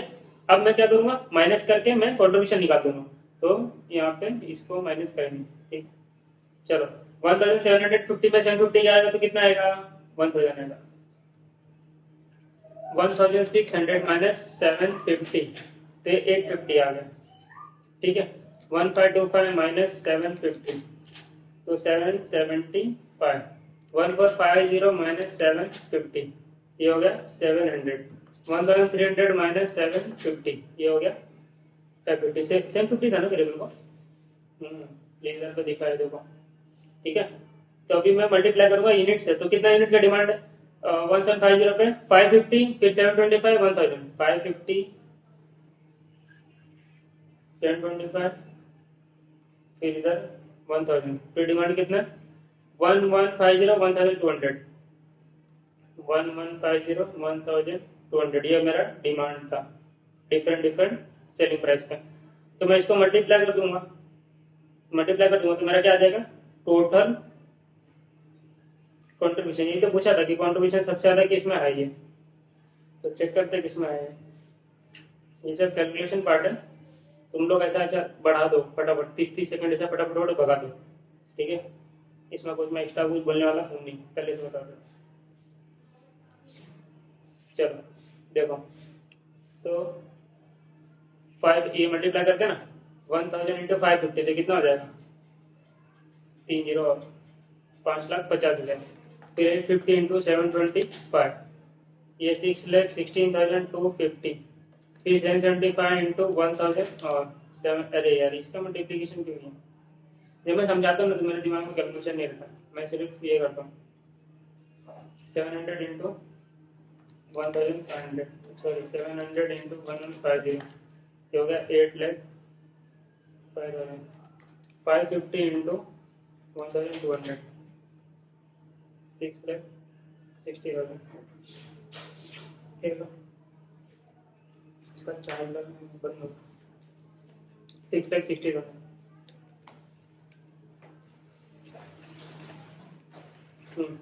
ये हो गया। अब देखो सबसे ज्यादा कहाँ पे, सबसे ज्यादा तुम्हारा कंट्रीब्यूशन कहाँ पे, ये वाले पार्ट पे ना, यहाँ पे ये वाले पार्ट पे ना, तो यही बता देंगे कि ये सेलिंग प्राइस हम लोग रखेंगे। इस सेलिंग प्राइस पे सबसे ज्यादा तुम्हारा क्या है, इस सेलिंग प्राइस पे तुम्हारा सबसे ज्यादा रेवेन्यू कंट्रीब्यूशन है। तो कौन से सेलिंग प्राइस पे 1450 पे। तो हम डिमांड कितना रहेगा, देखो तो सेलिंग प्राइस डिसाइड हो गया, सेलिंग प्राइस मेरा रहेगा 1450, और फिर मेरा डिमांड कितना रहेगा, डिमांड 1150 का रहेगा। तो डिमांड रहेगा 1150। आवर्स कितने लगेंगे, एक को बनाने के लिए कितने आवर्स लगते हैं 2 आवर्स। तो 1150 यूनिट बनाने के लिए कितने आवर्स लगेंगे 1150 इंटू 2, 2300 आवर्स लगेंगे। आवर्स अवेलेबल कितने हैं अपने पास, आवर्स अवेलेबल अपने पास ऊपर पड़े थे ना 3500 आवर्स है ना, 3500 आवर्स अवेलेबल थे। तो ये माइनस कर देंगे, तो इसको माइनस कर दो, तो 1200 आवर्स ये अपने पास रिमेनिंग आवर्स बचे। अब इसका क्या करेंगे, इसमें इसमें क्या करेंगे, बचे हुए आवर्स में मजा करेंगे। चलो खेलते हैं, चलो 1200 आवर्स बचे, चलो आगे खेलते हैं, क्वेश्चन में खेलते हैं। चलो अभी आगे पढ़ते हैं क्या बोलना है। तो ये मैंने डिसाइड कर दिया, ठीक है, मेरा पहला क्वेश्चन कंप्लीट। अभी क्या होता है, स्पोर्ट के बारे में बात कर रहे हैं ना इस क्वेश्चन में, पार्ट 2 में। तो मैं स्पोर्ट्स का पढ़ता हूँ पहले। Product sports was introduce to the market 2 months ago, 2 महीने पहले इसको इंट्रोड्यूस किया था, पीपीपी मार्केट में आया है, ठीक है। तो इसका मतलब ग्रोथ में होगा।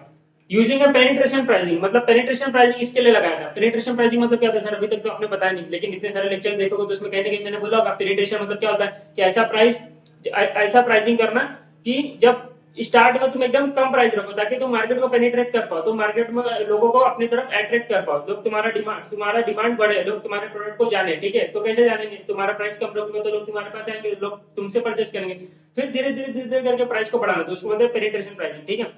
तो ये लोग ने पेनिट्रेशन प्राइसिंग यूज किया था policy, and is now about to enter its growth stage. तो अब ये ग्रोथ स्टेज में एंट्री मारने जा रहा है, ठीक है।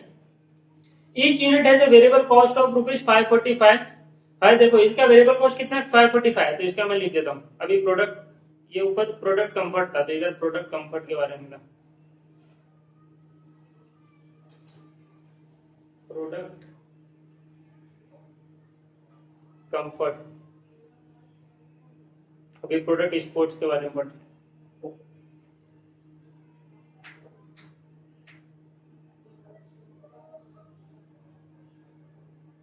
प्रोडक्ट स्पोर्ट्स, ठीक है।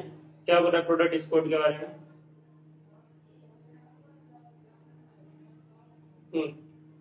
कि इसको प्रोड्यूस करने का जो वेरिएबल कॉस्ट है वो कितने रुपीज है 545 रुपीज है। तो इसका वेरिएबल कॉस्ट लिख देता है यहाँ पे, variable cost is equal to 545, that is marginal cost, ठीक है।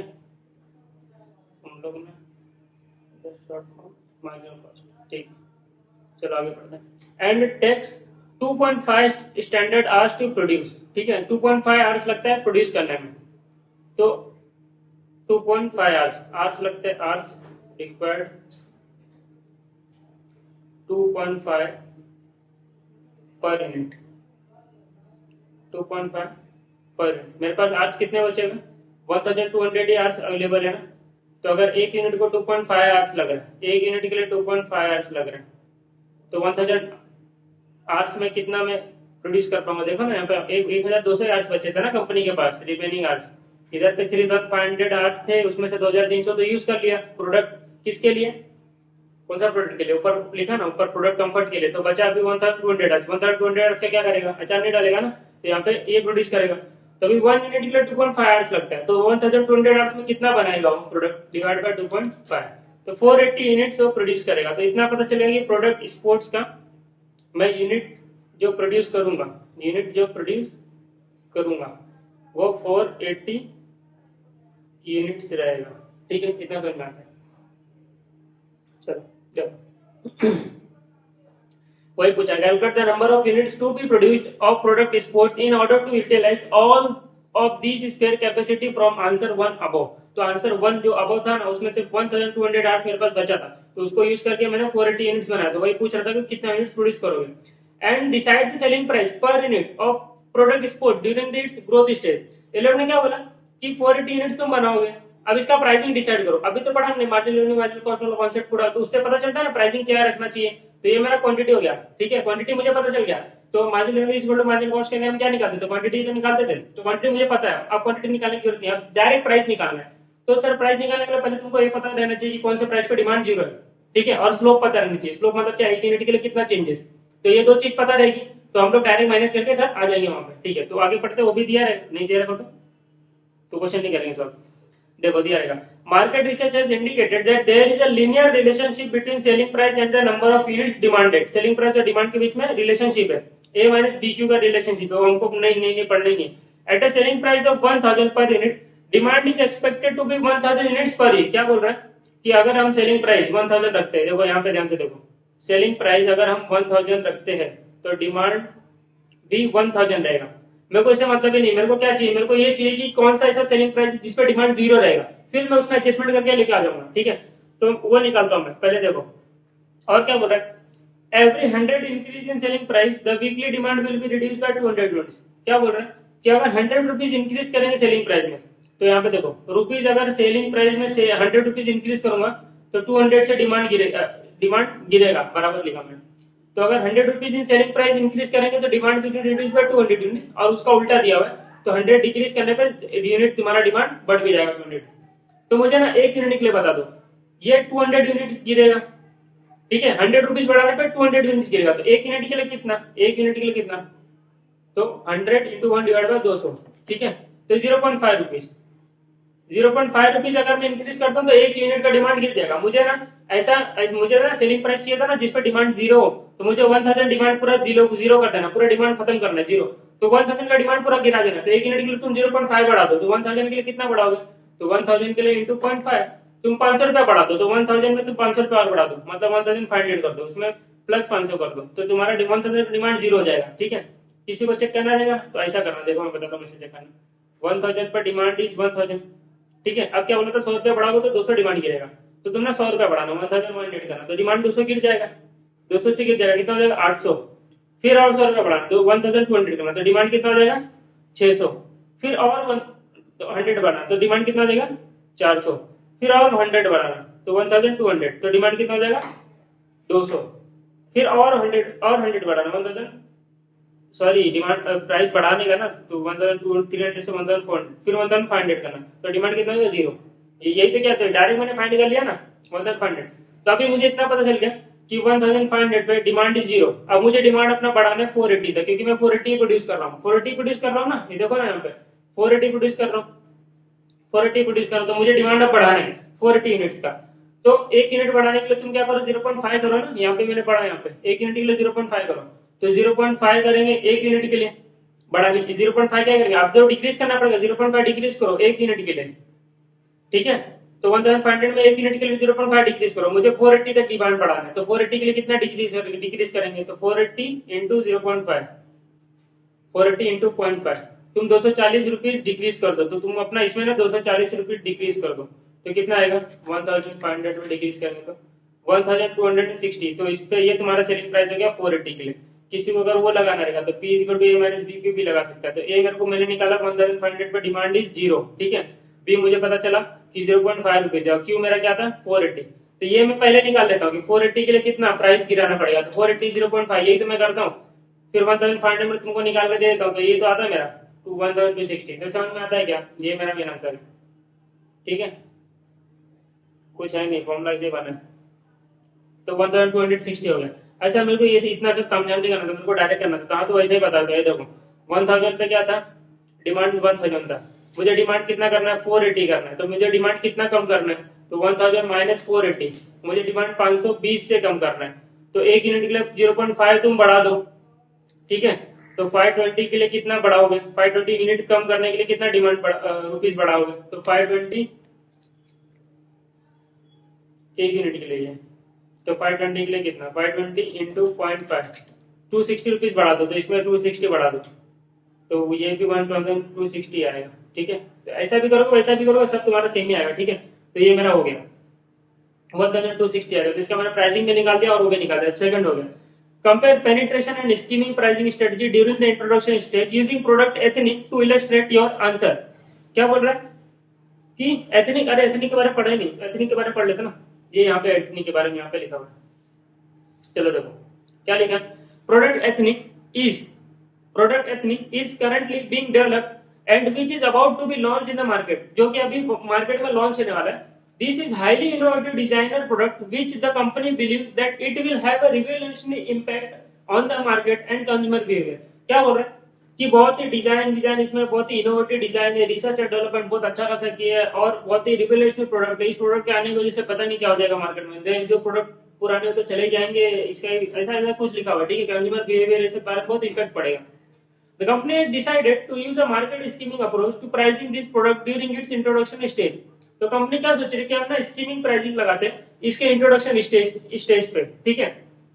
सर आपने तो बताया नहीं स्कीमिंग प्राइसिंग क्या होता है, तो मैं वापस वही बोलूंगा कि पहले जो मैंने लेक्चर देख बताया उसके ऊपर मैंने कुछ ना कुछ बोला होगा, ठीक है। तो वहां पे एक बार छोड़ो, मैं यहाँ पे बताऊंगा, वैसे भी ये मेन तो चैप्टर यही है स्कीमिंग के लिए, तो प्राइसिंग का चैप्टर ही मेन ही है, यहीं पे सब कुछ बताना, तो फिर ही कवर करूंगा, ठीक है। देखो अगर जैसे देखो पहले ना कीपैड वाला मोबाइल होता था, अभी जब टच स्क्रीन वाला मोबाइल आया था ना, तो रिवोल्यूशन प्रोडक्ट हो गया, उसकी वजह से क्या हुआ, सब चेंजेस हो गया, कंज्यूमर बिहेवियर सब चेंज हो गया, ठीक है। अभी कीपैड वाला कोई यूज ही नहीं करता, तो उसका मार्केट खत्म ही हो गया ना, तो उस टाइम पे रिवोल्यूशनरी प्रोडक्ट था। अब इसमें कीपैड टच स्क्रीन वाले में बहुत सारे अलग अलग मॉडल आते गए, तो वो रिवोल्यूशनरी होता है, वो रिवोल्यूशनरी प्रोडक्ट नहीं हुआ, ठीक है। जब उस टाइम पे इंट्रोड्यूस हुआ ना, तो वो रिवोल्यूशनरी प्रोडक्ट था, तो उसकी वजह से पूरा मार्केट सब कुछ चेंजेस हो गया। अभी जियो कैसे रिवोल्यूशन लाए, वैसे कुछ प्रोडक्ट होता है जो रिवोल्यूशन प्रोडक्ट होते हैं, उस प्रोडक्ट को लाने के पहले बहुत सारा मेहनत लगता है, बहुत सारे रिसर्च एंड डेवलपमेंट लगते हैं। ऐसे थोड़ी ना कोई प्रोडक्ट आके तुमको एकदम से चेंज कर देगा। तो ऐसे प्रोडक्ट जब आते हैं ना, तो उनके ऊपर तुम्हारा बहुत सारा खर्चा लगा रहता है। तो अगर तुम ऐसा सोचोगे ना कि स्टार्ट में कम प्राइस चार्ज करें, फिर धीरे धीरे बढ़ाएंगे, तो तुम अपना रिसर्च एंड डेवलपमेंट का पैसा भी नहीं अपना रिकवर कर पाओगे। तो ऐसे प्रोडक्ट के लिए ना वो लोग क्या करते हैं, सबसे पहले ना हाई प्राइस रखते हैं। क्यों, अभी देखो आदमी का ना टेंडेंसी होता है, आदमी ना या तो एकदम अच्छे को देखेगा या तो एकदम गंदे को देखेगा, ठीक है, मिड में नहीं रहेगा। तो अगर तुम एकदम प्राइस एकदम हाई रखोगे ना, तो कोई भी देने से पहले ऐसा सोचेगा कि भाई कुछ तो होगा इसमें यूनिक बात, कुछ तो नई चीज होगी, चलो देखते हैं, ठीक है। तो उस टाइम पे वो पे करेगा, ठीक है, और एकदम कम रहेगा तो लेगा पेनिट्रेशन वाला, ठीक है, एकदम कम प्राइस रहेगा तो अट्रैक्ट होगा, अदरवाइज बीच में नहीं रहना चाहता वो, ठीक है। तो ये लोग ना एकदम हाई प्राइस रखेंगे ताकि तुम्हारा रिसर्च एंड डेवलपमेंट तो रिकवर हो कम से कम, मतलब उतना तुमने खर्चा कर दिया उसके ऊपर, तो उसको बोलते हैं स्कीमिंग प्राइसिंग, कि स्टार्ट में ना एकदम हाई प्राइस रखना, फिर धीरे धीरे करके प्राइस कम करना। अभी देखो आईफोन है, आईफोन सब लोग लेते हैं ना, क्यों लेते हैं, मतलब ज्यादा पे क्यों करते हैं, उसके पे क्यों करते ज्यादा, क्योंकि वो यूनिक है, उसका अलग ही ब्रांड है, उसके साथ मतलब उसका अलग ही फीचर है सब कुछ, ठीक है। तुम एंड्रॉइड और इसको आईफोन को कंपेयर नहीं कर सकते हो, ठीक है, उसका अलग प्रोसेस है, सब कुछ उसका अलग है, ठीक है, उसमें गूगल विगल नहीं, उसमें अलग ही चीज चलता है, ठीक है। तो उनका अलग से खुद का सॉफ्टवेयर है, तो इसके लिए वो यूनिक प्रोडक्ट है, तो लोग उसके लिए पे भी करते हैं कि हाँ ठीक है अलग प्रोडक्ट है तो हम उसके लिए उतना पे कर सकते हैं। तो वो लोग स्कीमिंग लगाते हैं। स्टार्ट में कभी भी देखो नया आईफोन आएगा तो हाई प्राइस पे रहेगा, फिर धीरे धीरे करके वो लोग कम करते हैं उसको, ठीक है। तो उनको पहले रिसर्च एंड डेवलपमेंट का पैसा खर्चा करना पड़ता है। तो वैसे इनका प्रोडक्ट एथनिक है। अब ये पता नहीं कौन सा जूता है कि जिसको पहने बिना आप भागने लग जाओगे, चलने लग जाओगे, तो होगा कुछ एथनिक प्रोडक्ट में, ठीक है। तो इस प्रोडक्ट में कुछ तो होगा ऐसा। तो ये लोग ने बोला कि बहुत सारे रिसर्च एंड डेवलपमेंट रियलेशन प्रोडक्ट है, ये वो लोग हमारे जूता पहनेंगे बाकी सब तो फेंक देंगे। तो इस प्रोडक्ट के लिए लोग स्कीम में लगाना चाह रहे हैं और तुम क्या आगे पूछ रहे कि क्या हम कर सकते हैं क्या। तो हमने कंडीशन चेक किया कि हाँ भाई तुम्हारा ऐसा लग रहा है, रेगुलेशन आ सकता है, तो तुम लोग ने इसको बोला हाँ ठीक है तुम लोग स्कीमिंग प्राइसिंग लगा सकते हो, समझा। तो ये इसमें लिखने का। अभी नेक्स्ट क्या बोल रहा है, हाँ तो इसमें क्या बोला था, compare penetration skimming pricing study during the introduction stage. तो इंट्रोडक्शन स्टेज में हमें बता देंगे क्या लगाने का। तो पेनिट्रेशन नहीं लगा सकते क्योंकि इसका हाई रिसर्च एंड डेवलपमेंट खर्चा है, ये सब चीज है, तो वो नहीं कर सकता उसमें, तो इसको स्कीमिंग लगाना पड़ेगा। और क्या बोला, explain with reason for each of the stage of ethnic product life cycle the changes that would be expected in average unit cost, production cost and unit selling price। अब देखो क्या बोल रहे हैं कि उसके प्रोडक्ट लाइफ साइकिल में, मतलब प्रोडक्ट लाइफ साइकिल में 4 तरह के स्टेज होते हैं। एक बंदा आता है इंट्रोडक्शन स्टेज, फिर आता है धीरे धीरे बढ़ता है तो ग्रोथ स्टेज, फिर आता है वो मैच्योरिटी हो जाता है, मैच्योरिटी स्टेज, मैच्योर हो जाता है, स्टेबल हो जाता है, स्टेगनेंट हो जाता है, फिर इसके बाद में गिरेगा तो डिक्लाइनिंग स्टेज। अब बोल रहे हैं चारों स्टेज में बताओ कि उसका जो वेरिएबल मतलब प्रोडक्शन यूनिट कॉस्ट, तो जो टोटल कॉस्ट होगा ना उसका पर यूनिट का कॉस्ट में क्या चेंजेस होगा और उसका जो सेलिंग प्राइस में क्या चेंजेस होगा। तो तुम मुझे बताओ ना क्या चेंजेस होगा। स्टार्ट में जब नया नया मार्केट में आएगा तो उसका पर यूनिट का कॉस्ट हाई रहेगा ना, सिंपल बात है, रिसर्च एंड डेवलपमेंट में खर्चा किया। अभी पब्लिक अवेयरनेस के लिए लोग तुम्हारे प्रोडक्ट के बारे में जाने तो बात जाने तो हाई एडवर्टीजमेंट कॉस्ट करेगा और ज्यादा प्रोडक्ट प्रोड्यूस करेगा नहीं तो उसको डिस्काउंट वगैरह मिलेगा नहीं, ठीक है। तो ये सारी चीजों को उसका यूनिट प्रोडक्शन पर यूनिट जो प्रोडक्शन कॉस्ट है वो हाई रहेगा ना, ज्यादा रहेगा, और सेलिंग प्राइस जो क्या करेगा इसमें ज्यादा रखेगा अगर स्कीमिंग लगा रहे तो, ठीक है। सेलिंग प्राइस जो हाई रखेगा। अब जब वो ग्रोथ स्टेज में आएगा तो उसका एडवर्टीजमेंट थोड़ा कम होगा, ठीक है। वो प्रोडक्शन ज्यादा करेगा क्योंकि लोग उसके प्रोडक्ट के बारे में जानने लगे, डिमांड उसका बढ़ेगा, और जब डिमांड बढ़ेगा उसका तो वो सप्लायर से ज्यादा माल खरीदेगा। जब सप्लायर से बल्क में माल खरीदेगा तो उसको डिस्काउंट मिलेगा वहां पे, तो उस डिस्काउंट को फायदा उठाएगा कि उसका variable cost per unit cost वो कम होगा, तो उसका यूनिट कॉस्ट में डिक्रीज होगा, ठीक है। और जो उसका सेलिंग प्राइस है वो धीरे धीरे करके वो कम करेगा। फिर क्या बोल रहा है, मैच्योरिटी स्टेज में वो स्टेगनेंट रहेगा, ठीक है, एकदम मतलब पैरेलल रहेगा ना, उसका कुछ कम ज्यादा कुछ नहीं होगा, ज्यादा कुछ नहीं होगा उसका। अब जो चल रहा है वैसे ही चलेगा। डिक्लाइनिंग स्टेज में वो गिरेगा और जब गिरेगा तो उसका सेलिंग प्राइस भी कम होगा, और हो सकता है कि वो अपने लॉयल कस्टमर को बांध के रखने के लिए क्या करे, सेलिंग प्राइस उनके लिए उनको डिस्काउंट दे, ठीक है। वो एक 1 बाय 1 ऑफर, फिर उसको उसमें कुछ यूनिक चीजें करनी पड़ेगी, तो सेलिंग प्राइस उसका गिरेगा। और प्रोडक्शन यूनिट कॉस्ट भी बढ़ेगा। कैसे बढ़ेगा, क्योंकि तुमको कोई डिस्काउंट नहीं मिलेगा, तुम उतना प्रोडक्शन कर नहीं रहे हो, तुमको इकोनॉमिक स्केल ये सब से ये सारी चीजें नहीं मिलेगी। तो इतना समय तुम इसको चारों स्टेज में लिख सकते हो। अब देखो ऐसा क्या लिखते हो, एक बार पढ़ लेते हैं तो तुमको क्लियरिटी आ जाएगा।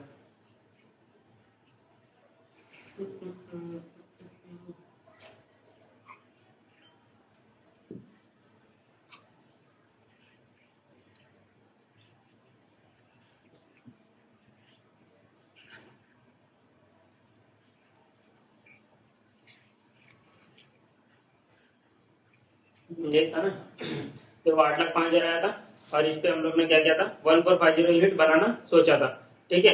1450 यूनिट पे बेचेंगे, 1150 यूनिट बनाएंगे। तो यहाँ पे अपना आर जो था 1200 रिमेनिंग आ रहा था, 480 यूनिट बना रहे थे हम लोग, किसका प्रोडक्ट, स्पोर्ट्स का, और फिर स्पोर्ट्स ही था ना नाम, हाँ प्रोडक्ट स्पोर्ट्स का। और फिर ये सब रिलेशनशिप लगा के 1260 प्राइस भी निकाला था। तो हम लोग ने ये अल्टरनेटिव ऐसे बताया वही आएगा 1260। एथनिक लिए बता दिया स्कीमिंग प्राइसिंग, और ये यहाँ पे पढ़ लेना क्या लिखा है, market for the product is not yet establish, अब तो एस्टैब्लिश नहीं हुआ है तो प्रमोशनल एक्सपेंस ज्यादा करो, प्रमोशनल एक्सपेंस ज्यादा करोगे तो तुम्हारा ये सारी चीजें कस्टमर अवेयरनेस बढ़ेगा और मार्केट तुम्हारा बढ़ेगा। Due to innovative feature customer would not mind paying a premium, तो कस्टमर प्रीमियम पे कर सकता है, वही मैंने तुमको बताया। डिमांड भी इलास्टिक रहेगा, तुम्हारा कोई कॉम्पिटिटर रहेगा नहीं, कॉम्पिटिटर नहीं रहेगा तो तुम अपना प्राइस मंजा रख सकते हो। इनिशियल आउटले तुम्हारा ज्यादा गया, हाई प्रोडक्शन कॉस्ट रहेगा तुम्हारा, तो ये सारी चीजें लगी है। तो इसके लिए तुम पेनिट्रेशन नहीं कर सकते हो। तुम यहाँ पे क्या बोल रहे हो कि तुम लास्ट में यहाँ पे क्या बोल रहा है, इंक्रीजिंग ये स्कीमिंग प्राइसिंग लगाएगा, ठीक है। किधर लिखा that innovative product that manufacturer believes will change the whole market once it is launched. A strategy of penetration pricing could be effective in discouraging potential new entrant to the market. However, the product is believed to be unique and such demand is likely to be fairly inelastic. In the instance of policy of penetration pricing could significantly reduce revenue without a competition. तो penetration से तुम्हारा reduce होगा तो it is not suitable for ethnic, तो वो लिखा है। इसका मतलब क्या लगाना है, स्कीमिंग लगाना है। अब देखो इम्पैक्ट ऑफ सेलिंग प्राइस एक ग्रोथ स्टेज इंट्रोडक्शन स्टेज में, इंट्रोडक्शन स्टेज में यहाँ पे unit of cost production high रहेगा, सेलिंग प्राइस भी हाई रहेगा, तुम स्कीमिंग लगा रहे हो, तो ये मैंने बोला ठीक है। ग्रोथ स्टेज में क्या बोल रहा है कि कॉम्पिटिटर तुम्हारे बेटर होने लगेंगे, तुम्हारा सारी चीजें खोल खाल के देखने लगेंगे कि क्या नया नया है, तो वैसा सिमिलर प्रोडक्ट बनाने लग जाएंगे। तो life cycle product awareness among customer would be result in increase demand, ठीक है। डिमांड बढ़ेगा तो वही इसमें लिखा, प्रमोशनल एक्टिविटीज कम होगी या मेंटेन रहेगी, तुमको economy of production, economy of scale मिलेगा, डिस्काउंट मिलेगा, तो ये सारी चीजें यहाँ पे पढ़ लेना। मेच्योरिटी स्टेज में क्या लिखा हुआ और डिक्लाइन स्टेज में क्या लिखा हुआ, ठीक है, जो मैंने बोला वही लिखा हुआ। तो ये अपना हो गया ये वाला क्वेश्चन। ये था प्रॉफिट मैक्सिमाइजेशन मॉडल के ऊपर ही क्वेश्चन था अभी जो मैंने करा, ये निकाला था ना, प्राइस निकाला था ना, तो उसमें थोड़ा इंक्लूड करके दिया हुआ था। अभी चलो एक्स्ट्रा क्वेश्चन में कुछ चीजें कर लेते हैं, क्या बचा है इसमें, इसमें कुछ बचा है एक्स्ट्रा क्वेश्चन, ये सब ओल्ड मॉड्यूल का, ठीक है, ये मैं शेयर कर दूंगा। ये हो गया अपना क्वेश्चन, ये हो गया, ये भी हो गया, और क्या बचा ये, अ calculator manufacturer has a net profit of ₹25 per unit, ठीक है, उसका प्रॉफिट नेट प्रॉफिट कितना है 25 पर यूनिट है, and selling price of 143 on selling price है 143, तो 143 का सेलिंग प्राइस रखता है ₹25 कमाता है, ठीक है। He is normally producing 6,000 units per annum, which is 60% of the installed capacity. Capacity इसकी ज्यादा है, 10,000 की है, तो 60% 6,000 हुआ ना, तो इसका 60% ये यूज करता है।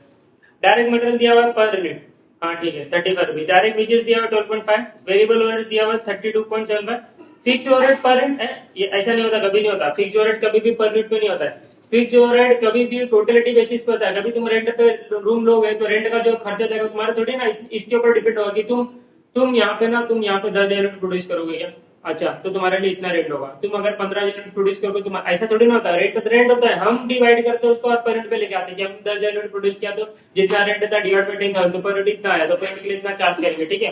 तो ये हम डिसाइड करते हैं, कभी भी फिक्स ओवरहेड जो होता है टोटलिटी बेसिस पे होता है, और उसका इंक्रीज और डिक्रीज भी टोटलिटी बेसिस पे होता है। वो ऐसा आगे नहीं बोलेगा कि तुम्हारा इतना प्रोडक्शन बढ़ेगा तो इतना यूनिट तुम्हारा रेंट बढ़ेगा, ऐसा नहीं बोलेगा। वो बोलेगा कि नेक्स्ट ईयर से नेक्स्ट मंथ से या कोई भी जो भी हो तुम्हारा रेंट 15% बढ़ेगा, किसके ऊपर, टोटलिटी पे, टोटल रेंट के ऊपर। तो फिक्स ओवरहेड तुम्हारा 37.75 नहीं है, वो पर यूनिट में दिया हुआ है।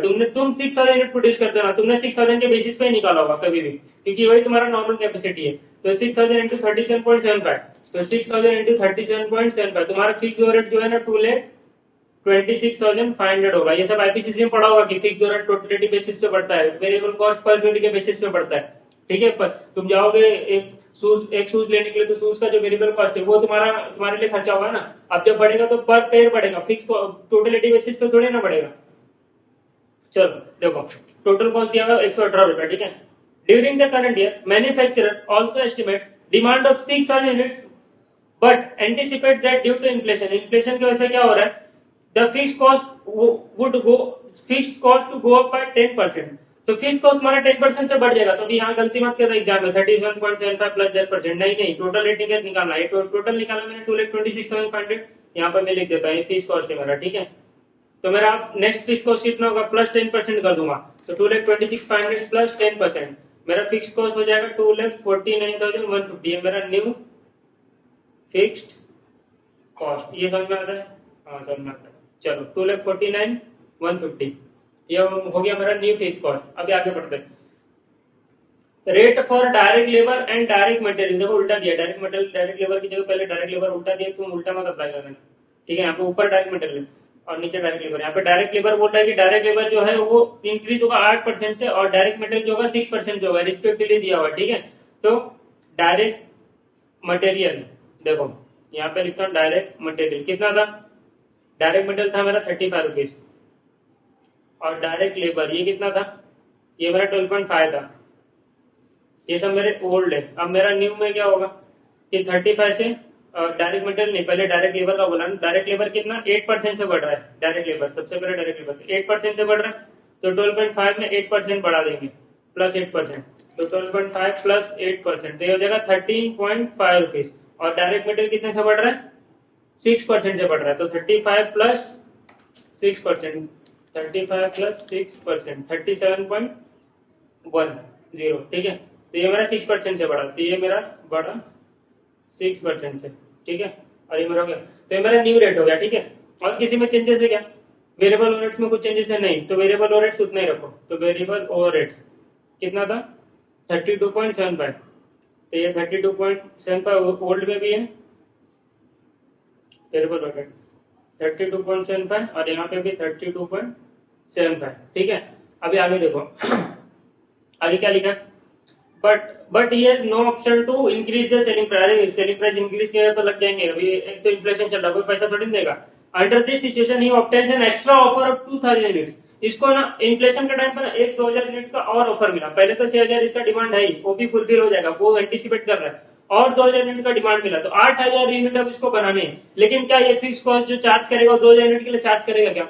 नहीं चार्ज करेगा ना, क्योंकि जो फीस कॉस्ट इसका है ये 2,26,500 का, ये तो 6000 यूनिट के बेसिस पे है ना। अलग से मैंने क्या बोला कि इसके आने की वजह से तुम्हारा फीस कॉस्ट आएगा, मैंने वहां पे पढ़ा कि पहले पढ़ाया मैंने कि किसी के आने की वजह से डीजल मेकिंग सेक्टर में कि किसी के आने की वजह से तुम्हारा कॉस्ट आता है तो वो तुम उसके लिए चार्ज करो, उसके आने की वजह से तुम्हारा कॉस्ट नहीं आना तो तुम क्यों उसके लिए चार्ज कर रहे हो? मत चार्ज करो।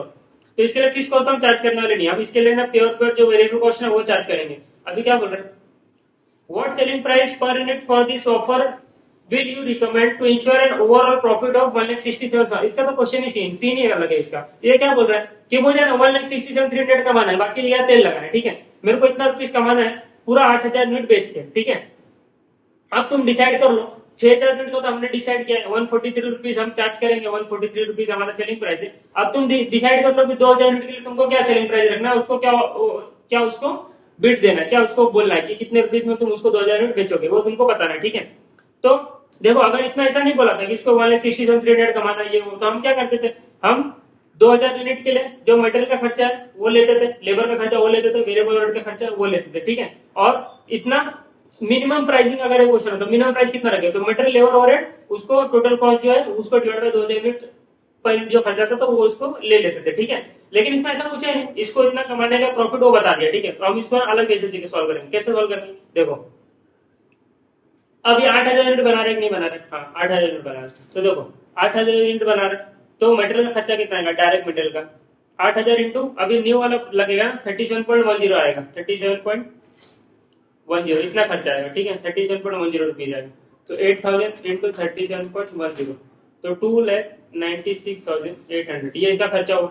और डायरेक्ट लेबर का खर्चा होगा, तो डायरेक्ट लेबर के लिए भी 8000 इंटू न्यू रेट कितना है 13.50 तो 8,000 इंटू 13.5 ये 1,08,000, ठीक है। और वेरिएबल ओवरहेड्स कितना है 32.75 पहले भी बाद में भी, तो 8,000 इंटू 32.75 तो 8,000 इंटू 32.75 तो ये हो गया 2,62,000 ये हो गया।